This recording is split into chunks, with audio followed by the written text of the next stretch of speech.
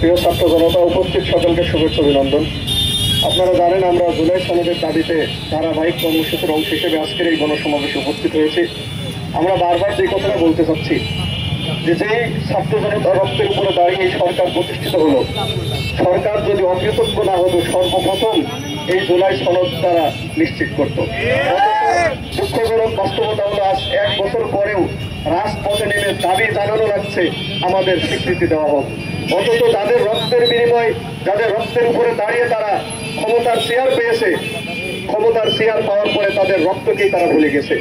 অতএব আজকের এই সমাবেশ থেকে আমরা বলতে চাই, গত বছরের এই জুলাইতে আমরা আমাদের দাবি যেভাবে আদায় করেছিলাম, শেখ হাসিনার পতন করেছিলাম, একই রকম ভাবে আমাদের ন্যায্য যৌক্তিক দাবি জুলাই সনদ আমরা এই জুলাইতে আদায় করে ছাড়বো ইনশাআল্লাহ।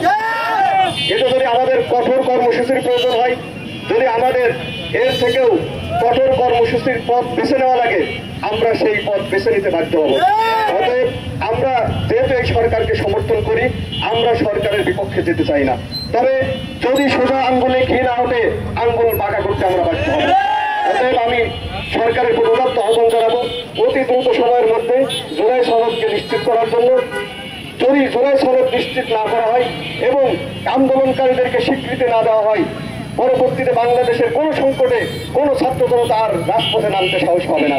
এজন্য বাংলাদেশের যে কোনো সংকটকে মোকাবেলায় ছাত্র জনতাকে রাজপথে পেতে হলে অবশ্যই তাদের স্বীকৃতি দিতে হবে এবং জুলাই সনদকে নিশ্চিত করতে হবে।